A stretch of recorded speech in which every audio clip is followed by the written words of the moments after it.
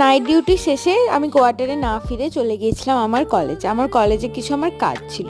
আর আমাদের কলেজটা হচ্ছে হলদিয়া ইনস্টিটিউট অফ হেলথ সায়েন্সেস। আমাদের কলেজ খিরায়ের থেকে কম কিছু নয়, বরং খিরায়ের থেকে অনেক বেশি।